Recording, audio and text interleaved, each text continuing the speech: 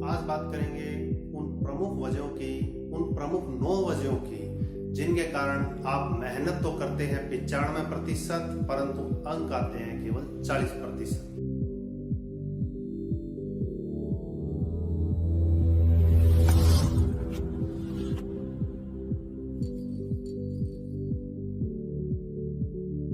Hello दोस्तों, कैसे हैं आप? मैं हूं आपका होस्ट और दोस्त आशुतोष स्वामी। स्वागत है आप सबका आपके अपने YouTube channel dare to be unique में। तो चलिए शुरू करते हैं।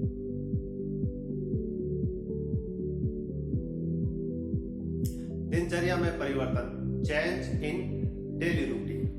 डेली रूटीन हमारे जीवन का एक अभिन्न अंग है। हमारा सोना, उठना, जागना, खाना खाना, ये सब कुछ निश्चित होता है। न तो हम इसे जल्दी बदल सकते हैं और न ही इसे जल्दी बदलना चाहिए। परंतु परीक्षा के दिनों में होता क्या है, तनाव बढ़ता है, स्ट्रेस बढ़ता है, जिससे बहुत ही जल्दी अचानक हमारी दिनचर्या में एक भयंकर बदलाव आ जाता है। इस बदलाव को हमारा शरीर और हमारा मन संभाल नहीं पाता है। जो विद्यार्थी पूरे वर्ष भर मस्ती करते हैं, अचानक से परीक्षा के दिनों में अपनी दिनचर्या में एक आमूलचूल परिवर्तन कर लेते हैं और इसी परिवर्तन के कारण उनका शरीर और मन उसके अनुरूप ढल नहीं पाता है। इसी कारण विद्यार्थी जो पूरे वर्ष पर्यंत पढ़ते नहीं है, अचानक से परीक्षा के दिनों में एक ऐसी आदर्श दिनचर्या स्थापित कर लेते हैं जिसका पालन करना या तो मुमकिन नहीं है, और अगर पालन कर भी लेते हैं तो आपको निश्चित परिणाम नहीं मिलते। क्यों नहीं मिलते? क्योंकि किसी भी नई दिनचर्या, किसी भी नई आदत के लिए शरीर को कम से कम 21 दिन चाहिए। अर्थात अगर आप किसी भी दिनचर्या का लगातार 21 दिन तक पालन करते हैं तो वह आपकी एक आदत बन जाता है, और अगर आप उसे 90 दिन तक फॉलो करते हैं तो वह आपकी एक जीवन शैली बन जाती है। परंतु परीक्षा से बिल्कुल ही 15-20 दिन पहले ही दिनचर्या में भयंकर परिवर्तन करके विद्यार्थी अपना बेड़ा निरंतर पढ़ाई करते हैं।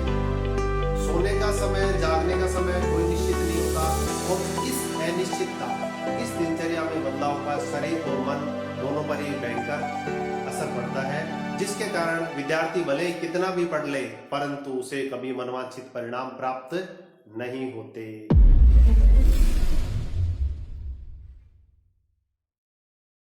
टारगेट का तय नहीं होना। सुनकर हैरानी हुई ना? टारगेट फिक्स नहीं है। जी हाँ, सुनकर आपको बहुत ज्यादा हैरानी हुई, परंतु अनेक सर्वे में यह बात निकल कर आई है कि बहुत सारे विद्यार्थी जो दिन रात मेहनत करते हैं, परंतु वास्तव में अंकों को लेकर, परसेंटेज को लेकर उनका कोई टारगेट फिक्स नहीं होता। और टारगेट फिक्स नहीं होने के कारण भले ही परीक्षा के दिनों में वह बहुत अधिक मेहनत करे, परंतु फिर भी उन्हें अपनी मेहनत का मनवांछित परिणाम नहीं मिलता।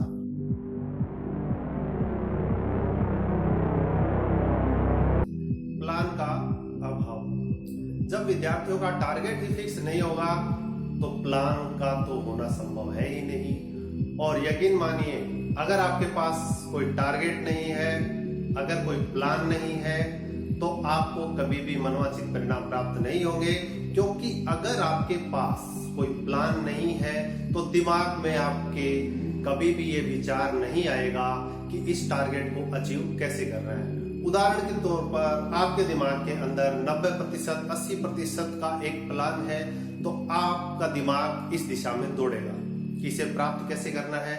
जैसे पेपर के एक ब्लूप्रिंट जो अक्सर गाइड के अंदर आता है, उसे देखकर उसके हिसाब से तैयारी करें अगर आप, तो उसके लिए आपको एक प्लान करना पड़ेगा, और उसके लिए जैसे ही आप एक प्लान करेंगे तुरंत ही आपका योजनाबद्ध तरीके से काम शुरू होगा, और इस बात की प्रबल संभावना है कि आपको अपना टारगेट मिल जाए। इसे पेरेटो के नियम से समझ सकते हैं। 80% बिखरे हुए काम से 20% रिजल्ट प्राप्त होता है, परंतु 20% योजनाबद्ध किए गए कार्यों का 80% रिजल्ट प्राप्त होता है।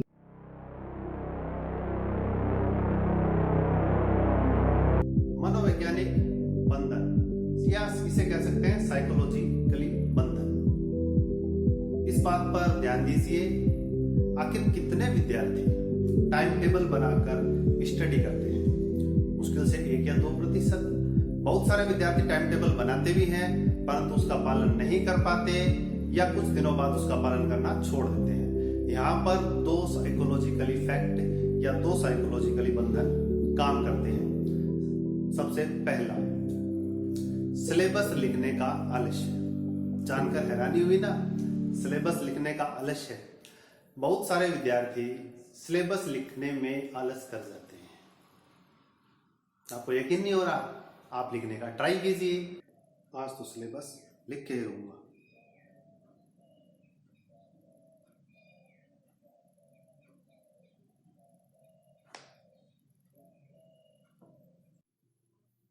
क्या फालतू काम लेके बैठ गया तू?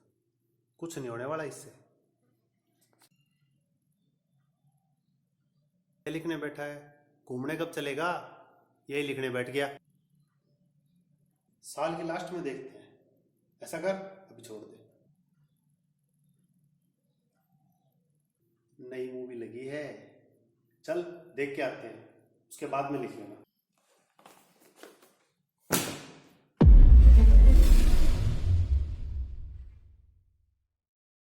नए नोट्स का पढ़ना। एग्जाम के दिनों में अक्सर विद्यार्थियों के साथ आने वाली यह सबसे बड़ी समस्याओं में से एक है। एग्जाम से 15 से 20 दिन पहले मार्केट में नए नए प्रकार के नोट्स आते हैं या नई प्रकार की कोई टेस्ट सीरीज आती है, 7 डे सीरीज आती है, इस प्रकार से।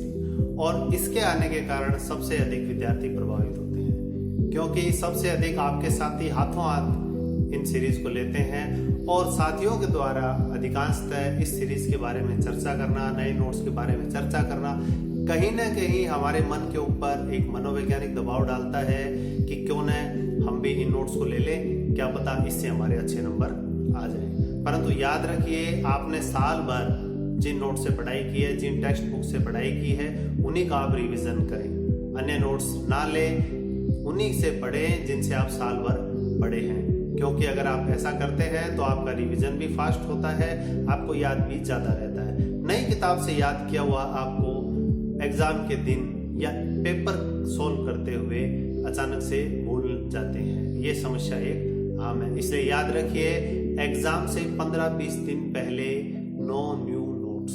हमेशा जो आपने पढ़ा है उसी का ही रिवाइज कीजिए। उसके पीछे क्या कारण है, इस पर मैं जल्दी ही एक नया वीडियो बनाऊंगा।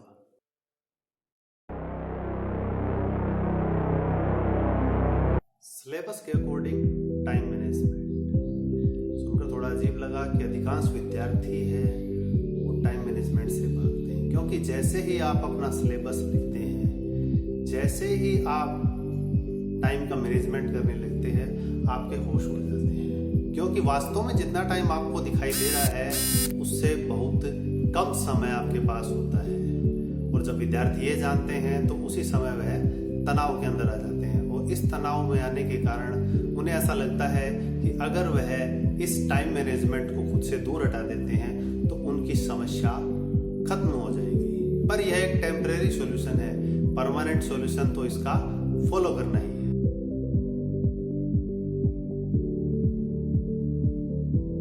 एग्जाम सेंटर के ऊपर रूमर यानी अफवाह। अक्सर कई विद्यार्थी एग्जाम के लिए एग्जाम सेंटर पर समय से काफी देर पहले पहुंच जाते हैं। उदाहरण के तौर पर आधा घंटा पहले या 45 मिनट पहले पहुंच गए, और इस दौरान जब वे अपने साथियों से बात करते हैं तो उनमें से कई साथी बिल्कुल कुछ इस तरह होते हैं। स्वयं के नंबर आए या ना आए, परंतु सामने वाले का मूड और आत्मविश्वास जरूर बिगाड़ना है। तरह तरह की अफवाह फैला देंगे, इस बार पेपर कठिन आएगा, सर ने मुझे कहा था, उस कठिन वाला प्रश्न जरूर आएगा, उस चैप्टर से प्रश्न आएंगे। इस प्रकार की अफवाह फैलाकर पेपर से पहले वे आपका आत्मविश्वास हिला देते हैं, जिसके कारण कहीं न कहीं उसका प्रभाव आपके पेपर पर जरूर पड़ता है। इसलिए कोशिश करें कि एग्जाम सेंटर पर पहुंचें तो ऐसे विद्यार्थियों से दूर रहें और बातचीत ना करें।